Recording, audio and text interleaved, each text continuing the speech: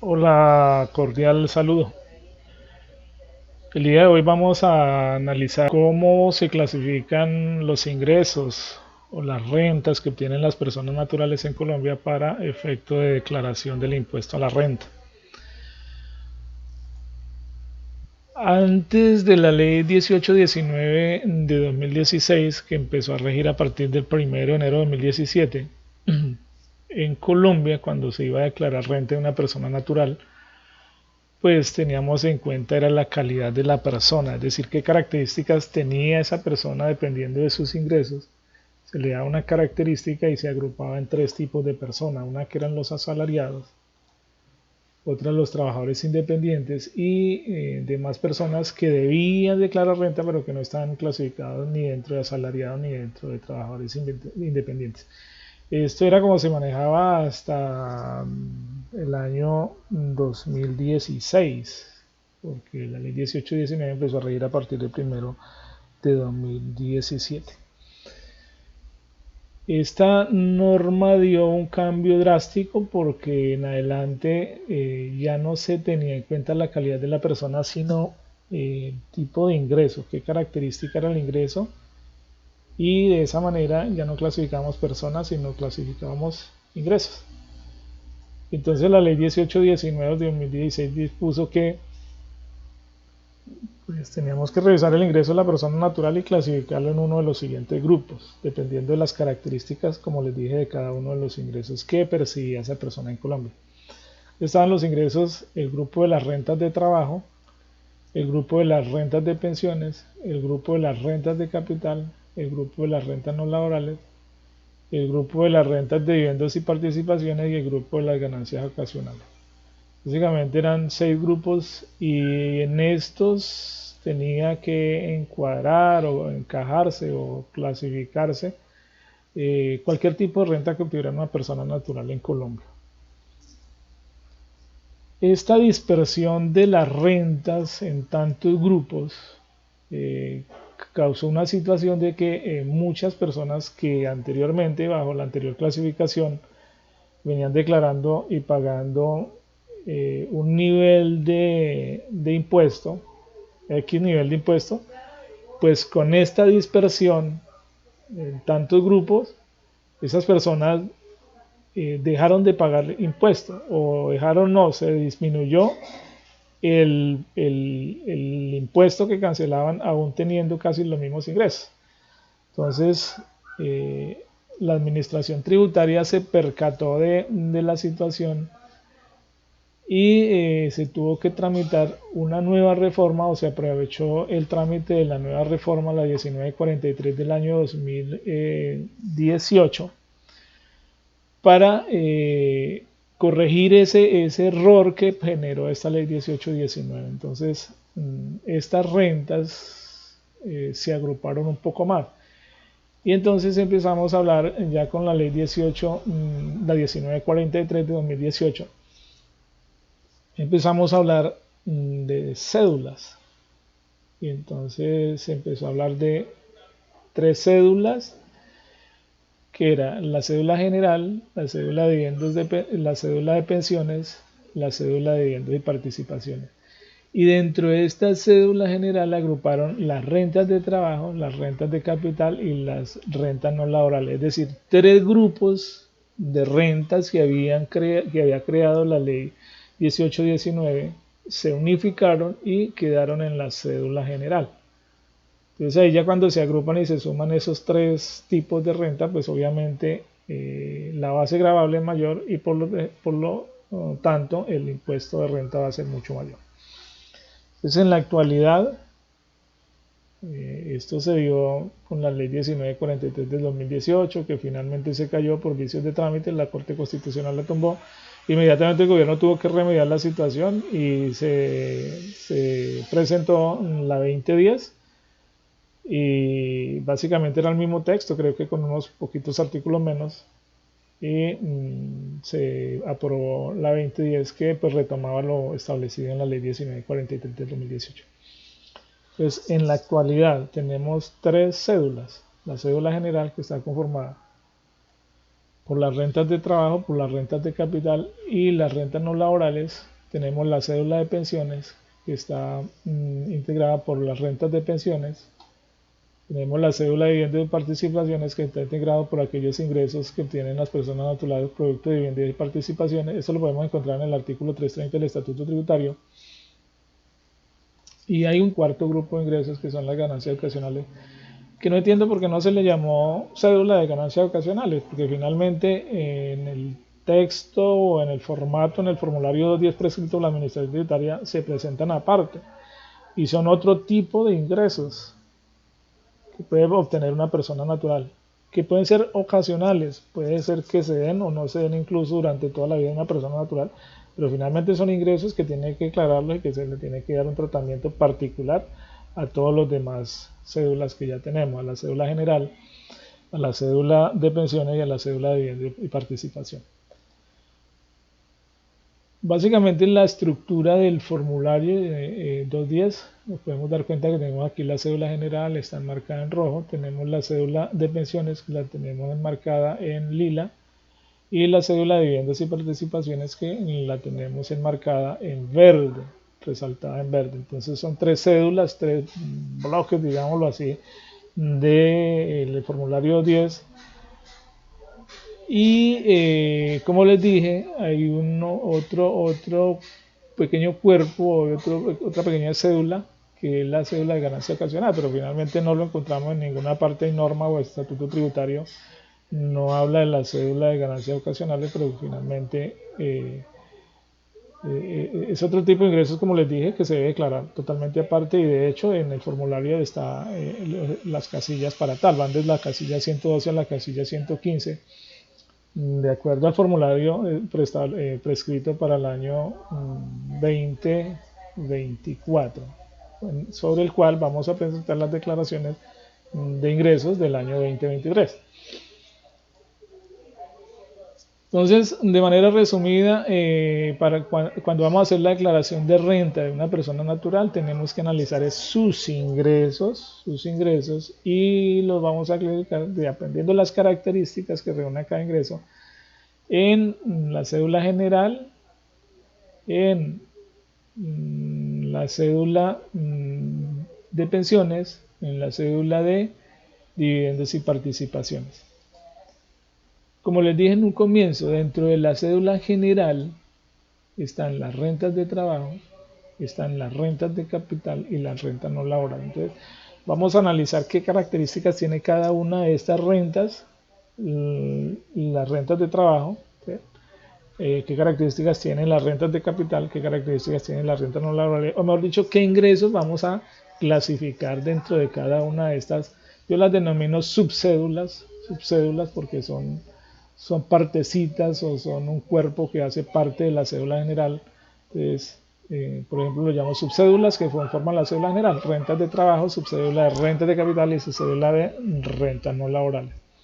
La cédula general, entonces, conformada por rentas de trabajo, rentas de capital, rentas no laborales, cédula general. Por otro lado está cédula de pensiones, cédula de vivienda y participaciones, y por otro lado el grupo de las ganancias ocasionales. Vamos a ver qué se clasifica dentro de cada una de estas subcédulas. Veamos pues dentro de la subcédula de rentas de trabajo que vamos a clasificar. Es rentas de trabajo. ¿Qué se denominan rentas de trabajo? Para efectos de impuesto a la renta. Ojo, porque a la mayoría de personas esta expresión no dice que es lo que obtiene una persona, un asalariado, un empleado. Y no, este concepto de rentas de trabajo se aparta un poco de eso. Es que vamos a clasificar en la declaración de renta como rentas de trabajo, en esta subcédula que hace parte de la cédula general. Según el artículo 103, se deben clasificar en esta subcédula los salarios que reciben los empleados, es decir, quienes tienen un contrato de trabajo verbal o escrito. Y recordemos que el artículo 127 del Código Sustantivo de Trabajo dice que hace parte del salario todo aquello que recibe el trabajador producto de la prestación del servicio. Entonces no solamente es el sueldo, sino las horas extras, las bonificaciones, comisiones, cualquier tipo de remuneración o contraprestación adicional al sueldo que reciba un trabajador se considera salario. Entonces, todos esos conceptos, comisiones, bonificaciones, primas extralegales, todo eso, primas por cumplimiento de metas, todo eso que se genere producto del contrato de trabajo, como forma de remuneración del servicio que presta el trabajador, pues se vamos a clasificar como renta de trabajo. Pero además allí en esta subcédula vamos a clasificar las prestaciones sociales que recibe el trabajador. Entonces vamos a clasificar la prima, la cesantía, los intereses sobre cesantías. Y también se clasifican los viáticos. ¿Sí? Hay empresas que les suministran viáticos a los trabajadores para que hagan su actividad, y en ese sentido esos pagos que son frecuentes, constantes para que realice la actividad del trabajador, para que supla sus gastos de viaje, pues también se deben clasificar y se deben declarar como una renta de trabajo.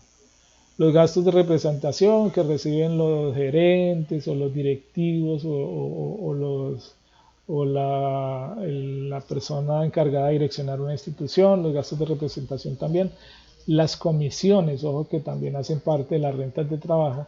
Y estas comisiones no estamos hablando de las comisiones, el porcentaje que gana un trabajador empleado dentro de una empresa por realizar venta o ejecutar venta. No, estamos hablando de las comisiones que gana una persona natural independiente, es decir, no es empleado, que lo hace de manera independiente, pero que ayuda a hacer a concretar negocios y se gana un porcentaje de ese negocio.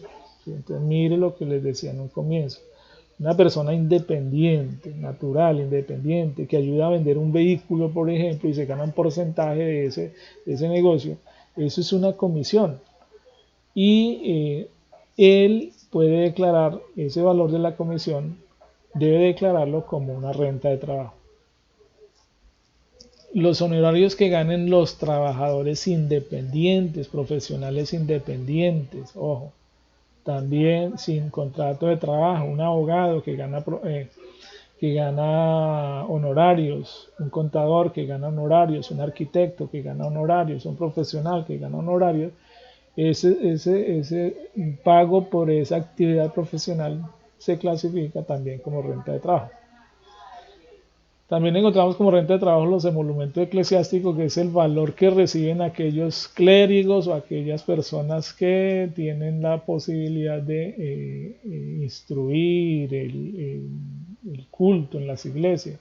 Pues cualquier tipo de pago o remuneración que reciban ellos por esa actividad de instruir dentro de su iglesia, de dirigir el culto, pues también eso se denomina emolumento eclesiástico y también se declara dentro de las rentas de trabajo.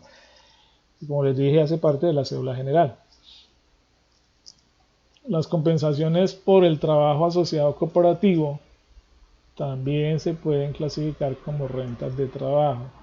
Aquellos pagos que reciben los asociados de las cooperativas de trabajo asociado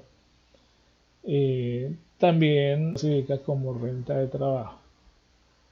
Y las compensaciones por servicios personales. Entonces, aquellas remuneraciones que reciban las personas que realizan trabajos técnicos, pues se clasifican también como rentas de trabajo. Ejemplo, una persona que presta el servicio de pintura de casas, pintura de bienes inmuebles, una persona que va y poda el prado o vive de eso, podando el prado de los conjuntos residenciales, una persona que hace mantenimiento de casas, una persona que eh, presta el servicio de pintura de casas, ¿sí? Arreglos, plomería. Ese tipo de servicios son servicios personales y también se clasifican como rentas de trabajo. Valga anotar que hay una línea, hay una pequeña línea o hay una línea muy delicada que permite establecer si las compensaciones de servicios personales es una renta de trabajo o si finalmente esos servicios personales podrían ser una renta no laboral. ¿Sí? Entonces, perfectamente podríamos encontrar una persona natural que recibe ingresos por prestar servicios, pero que dependiendo de la actividad, digamos, o la envergadura del servicio, entonces se puede clasificar como renta de trabajo o como renta no laboral. Voy a colocar un ejemplo. Una persona que es mecánico de motos, que presta el servicio a domicilio arreglando motocicletas, pues ese es un servicio personal. ¿Sí? Y lo que reciba por esas compensaciones, pues obviamente se va a clasificar como renta de trabajo. Pero podemos encontrar mecánicos de motos que tengan un local comercial, que estén inscritos en la Cámara de Comercio como comerciantes y profesionalmente hacen esa actividad, asumen los costos que genera esa actividad, ellos mismos lo asumen. Y en ese sentido, ese servicio dejaría de ser una renta de trabajo y habría que llevarlo como una renta no laboral. Entonces hay que tener mucho cuidado con esas compensaciones de servicios personales porque en determinados momentos puede ser una renta de trabajo o puede ser una renta no laboral. Finalmente ambas hacen parte de la cédula general, pero lo que pasa es que si es renta de trabajo le va a dar algunas ventajas o le va a dar la posibilidad de algunas deducciones adicionales a si se trabajara como ese ingreso se trabajara como renta no laboral. Entonces, básicamente, ¿cuál es la diferencia?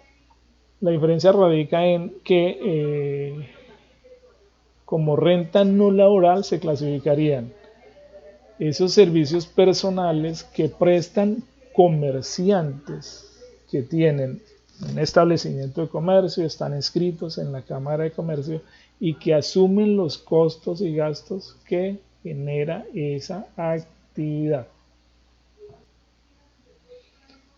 La segunda subcédula de la cédula general son las rentas de capital y allí vamos a clasificar los intereses que se reciben, los rendimientos financieros, los arrendamientos, las regalías y la explotación de propiedad intelectual. ¿Qué son intereses? Intereses se define como el valor, el costo del uso del dinero. Dicho en otras palabras, es un porcentaje que debo yo pagar porque alguien me preste un monto de dinero. ¿Cuál es la característica de los intereses? Que está tasado en un porcentaje y se calcula sobre un monto de dinero, que pues en este caso es un préstamo.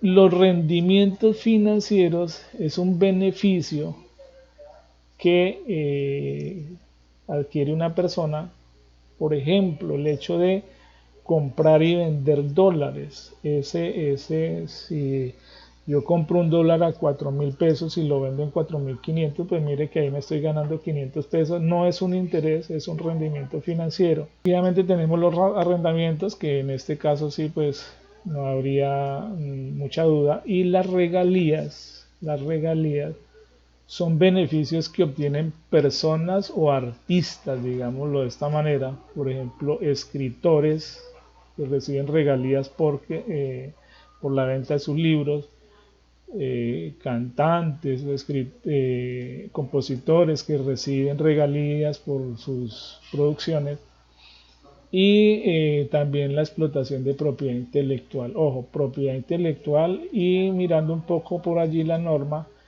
dice que ejemplos de propiedad intelectual tenemos las patentes, los derechos de autor, las marcas registradas, los diseños industriales, los secretos comerciales. Entonces, para resumirle, por ejemplo, un ingeniero de sistemas que crea un software para determinada actividad y pues cede los derechos o vende ¿sí? Vende el uso de esa propiedad, de ese software, pues esos beneficios que obtenga, esos pagos por esa venta o cesión de derecho, pues se clasifica como una renta de capital. Los secretos comerciales, los diseños industriales, por ejemplo, alguien que crea una máquina, hace el diseño de una máquina para realizar tal trabajo, tal actividad y vende ese diseño, pues se está vendiendo un diseño industrial y eso se denomina como explotación de propiedad intelectual, y esos ingresos obtenidos por la venta de ese diseño pues va a ser clasificado como una renta de capital. Luego tenemos las rentas no laborales que hacen parte de la cédula general, que es la primera de las tres que hemos mencionado al comienzo. Tenemos como rentas no laborales aquellos ingresos que reciben los comerciantes producto de sus ventas, los agricultores y ganaderos producto de sus ventas. También tenemos la venta de activos fijos con tenencia inferior a 2 años. Por ejemplo, una persona que compró una casa hace 6 meses y la vende, pues apenas la tuvo 6 meses, menos de 2 años, ese ingreso se va a declarar en esta subcédula de la renta no laboral. Ojo que es importante conocerlo, tener en cuenta esto, tenencia inferior a 2 años. Si la tenencia es mayor a 2 años, se debe clasificar como ganancia ocasional. Pero en este caso, como es una tenencia inferior a 2 años, pues hay que clasificarlo como rentas no laborales. Y en general, cualquier otra renta que no se clasifique dentro de las subcédulas anteriores ni dentro de las demás cédulas, hay que clasificarlas como rentas no laborales.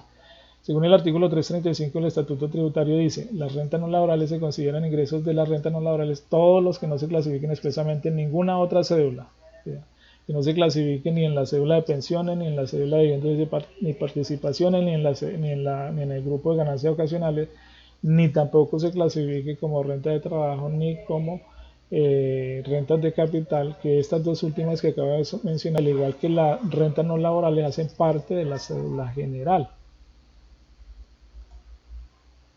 Esta es la segunda cédula, que es la cédula de pensiones. Todo lo que describí anteriormente, repito, hace parte de la cédula general. Y de acuerdo al artículo 337 del Estatuto Tributario, la cédula de pensiones, aquí en esta cédula se declaran los ingresos o las rentas procedentes de las pensiones de vejez, aquella pensión que recibe una persona de acuerdo a la norma colombiana, pues ya ha alcanzado sus semanas de cotización o sus años para poder pensionarse. La pensión por invalidez, aquellas personas que pierden la capacidad laboral por un accidente laboral o una enfermedad profesional. Las pensiones de sobreviviente, es decir, la pensión de sobreviviente, entonces el pensionado que fallece pero le deja la pensión a la esposa, pues ella va a tener que ir declarando esa pensión como una renta dentro de la cédula de pensiones. Las indemnizaciones sustitutivas de pensiones, cuando una persona no alcanza el monto mínimo de semanas de cotización, pero alcanza su edad para pensionarse, pues le dan una indemnización. O por otro lado, hay otro sistema en Colombia de pensión, pues le devuelven el saldo que tenga ahorrado durante el tiempo que estuvo trabajando. Esto, repito, cuando esa persona tiene la edad para pensionarse, pero no alcanzó las semanas de cotización para poder obtener una pensión plena, digámoslo así, según lo establece la norma colombiana. La tercera cédula, entonces, la cédula de vivienda y participaciones, son los ingresos que reciben los socios, bien sea una sociedad anónima. Entonces, cuando una sociedad anónima distribuye sus utilidades y a cada socio le manda una porción, eso se llama dividendo. Pero si a cambio esa distribución de utilidades la hace una sociedad limitada, se llama participación. Y básicamente en la cédula de dividendos y participaciones vamos a declarar los ingresos que obtienen los socios de empresas, digámoslo así, de sociedades, cuando estas entidades jurídicas hacen distribución de sus utilidades en cabeza de cada uno de los socios. Y hasta aquí hemos analizado los tres tipos de cédula. No comento nada sobre las ganancias ocasionales porque me amerita otro video y estaría analizándolo en otro video. pero hemos hablado de la cédula general conformada por la subcédula de rentas de trabajo, de rentas de capital y rentas no laborales. Hemos hablado de la segunda cédula, que es la cédula de pensiones, y de esta última, que es la cédula de dividendos y participación. Repito, nos queda por ahí en el tintero analizar las ganancias ocasionales, que de todos modos es otro grupo de rentas que se deben declarar, pero que lo analizamos posteriormente. Muchas gracias y que estén muy bien.